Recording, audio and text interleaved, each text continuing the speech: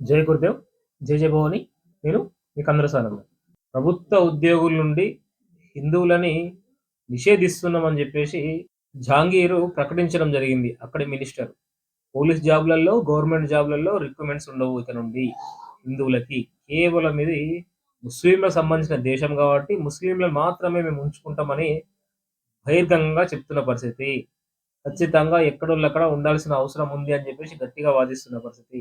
అలాంటి దుర్మార్గమైన చర్యలు అక్కడ జరుగుతుంటే వీళ్ళు మాకు నీతులు చెప్తారు. అక్కడ ఉన్న వాళ్ళకి మళ్ళా నోబెల్ బహుమతులు, శాంతి బహుమతులు, శాంతి దూతలు వీళ్ళంతా గూడా. సో, ఇది పరిస్థితి. సేమ్ సిట్యుయేషన్ పాకిస్తాన్‌లో గూడా సేమ్ ఇదే సిట్యుయేషన్ ఉంది. అక్కడ కొత్తగా ఏం లేదు. బట్ మన దగ్గర ఉన్న కుహనా మేధావులు ఏమంటారంటే, ఇక్కడ మైనారిటీలకు రక్షణ లేదు. ముస్లింలకి అసలు సపోర్ట్ లేదు. మొత్తం వీళ్ళని చాలా హీనంగా చూస్తున్నారని జెప్పేసి మన దేశంలోనే గాకుండా బయటి దేశాలకెళ్ళి మన దేశం గురించి మాట్లాడతారు. మన దేశంలో ఉన్న కుహనా మేధావులు. వీళ్ళని ఏమనాలి మనమే చెప్పాల్సిన అవసరం ఉంది. ఏదైనా గవర్నమెంట్ జాబ్స్ ఉండొద్దని జెప్తున్నామా? ఎడ్యుకేషన్ విషయమేమైనా చెప్తున్నామా? కేసీఆర్ గారు ఒక అడుగు ముందుకేసి వాళ్ళ లాంగ్వేజ్‌లలోనే ఎగ్జామ్స్ రాయాలె. ఉర్దూలోనే ఎగ్జామ్స్ రాయాలనే సిస్టమ్ తీసుకొచ్చారు. వాళ్ళకింకా రిజర్వేషన్‌లు, మైనారిటీలు, బుజ్జగింపులు ఇవన్నీ జరుగుతున్నాయి గదా! ఇక్కడ సమస్య ఏంది అంటే, ఈ కుహనా మేధావులకు ఇక్కడ రక్షణ లేదు అని ఎవరైతే చెప్తున్నారో, రక్షణ లేనిది మైనారిటీలకు గాదు. వాళ్ళు బానే ఉన్నారు. ఎవరికేం ప్రాబ్లమ్ లేదు. బట్ రక్షణ లేనిది ఎవరికంటే ఎవరైతే దుర్మార్గులున్నారో, ఎవరైతే దేశద్రోహులున్నారో, దేశాన్ని ఎప్పుడైతే విచ్ఛిన్నం చేద్దామని అనుకుంటున్నారో, ఎప్పుడైతే ఈ దేశం ముక్కలు చేద్దామనే ఆలోచన ఉన్నదో, వీళ్ళకు రక్షణ లేదు. ఈ దుర్మార్గులకు, ఈ దోపిడి దొంగలకు, ఈ ఈ కుహనా మేధావులు ఎవరైతే ఉన్నారో, వీళ్ళకి రక్షణ లేదు. ఎందుకంటే వీళ్ళ దొంగ పనులన్నీ ఆగిపోతున్నాయి గదా! సో, అది పరిస్థితి. అందుకోసం నరేంద్ర మోడీ గారు వచ్చినప్పటి నుంచి ఎక్కడ గొడవలు జరిగినాయి, ఎంత హ్యాపీగా జరుగుతుంది. వాళ్ళు సంతోషంగా సపోర్ట్ చేస్తున్న పరిస్థితి భారతీయ జనతా పార్టీ. 1000 సంవత్సరాలు పాలించిన ఓపికతోనున్నారిక్కడ. ఎందుకంటే ఈ దేశం ప్రపంచానికి ఒక పుట్టినిల్లు లాంటిది. ప్రపంచానికి ఒక దేవాలయం లాంటిది.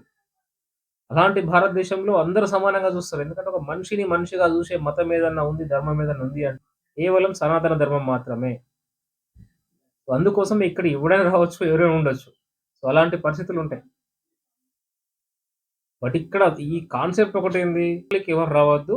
మీకు సంబంధించిన పూజలు మీరు జేసుకోండి. ఎవరికి సంబంధించింది వాళ్ళు పూజలు జేసుకోవచ్చు. ఇంకోరిని హింసించడం, ఇంకోరిని బుజ్జగించడం, ఇంకోరిని పట్టుకురమ్మనడం, ఇంకో మతం మా మతంలోకి రమ్మనడం ఇక్కడనే వస్తది గదా చిచ్చంతా. సో, ఎవరి పని వాడు జేసుకుంటే ఇంకా ఇబ్బందేముంది? అందరూ శాంతిగా ఉంటే ఇబ్బందేమున్నది? ముస్లిం దేశాలలో నరేంద్ర మోడీ గారిని ఘనంగా స్వాగతిస్తున్నారు. మరెందుకు స్వాగతిస్తున్నారు? అందరూ సమానమే అని అంటున్నాం మనం. సో, ఎవరి స్వేచ్ఛ వాళ్ళకుండాలి అని అంటున్నాం. సో, ఇది కుహనా మేధావులకు నచ్చలేదు.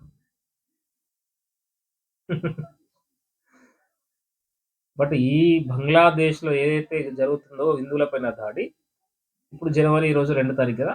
ఇంకొక 15 రోజులు అంతే. ఇంకొక 20 రోజులు. అట్‌లీస్ట్ ఒక 20 రోజులు. 20 రోజులైతే వీడేం మాట్లాడతాడని మనం ఆలోచించొచ్చు. అప్పుడు ఒక క్లారిటీ వస్తది. నువ్వేం మాట్లాడుతావు? అంటే ఏం జరుగుతాయి? ఎలాంటి పరిణామాలు జరుగుతాయి అన్నది తర్వాత మనం జూడొచ్చు. ఇదంతా ఈజీ ముచ్చట గాదు గదా! సో, రాజకీయాలను మొత్తం చేంజ్ అయితాయి దేశ రాజకీయాలన్నీ గూడా. ఎందుకంటే అది మోడీతోని ఉన్న సంబంధాలు, మోడీతోని చేస్తున్న ప్రపంచ నాయకులందరూ చేస్తున్న స్నేహము, అదంతా గూడా ప్రపంచాన్ని ఒక మంచి మార్గంలో నడిపించే ఆలోచనల నరేంద్ర మోడీ గారు నడుస్తున్న పరిస్థితి. ఈ భారతదేశం విశ్వగురువుగా ఉండబోతుంది. సో, ఇలాంటి పరిస్థితులలో దేశంలో మనకు ఎన్నో శక్తులు కొన్ని శక్తులు అడ్డంకులు వేయడానికి ప్రయత్నం చేస్తాయి. బట్ ఇక్కడ గూడా తగ్గాల్సిన అవసరం ఉండదు. ఖచ్చితంగా ఏ ప్రణాళిక చేయాలో ఆ ప్రణాళిక దేశం కోసం, ధర్మం కోసం, ప్రపంచ శాంతి కోసం ఖచ్చితంగా చేస్తూనే ఉంటది. అది ముందు జరుగుతది. అది గురువుల సంకల్పం.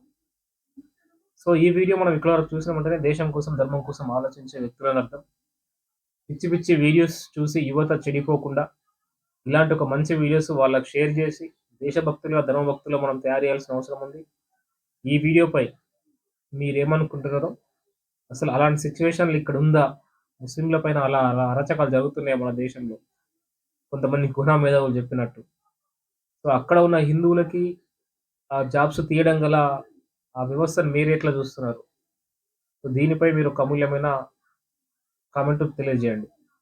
జై హింద్, జై భారత్. నేను మీ కందుల సానంద్.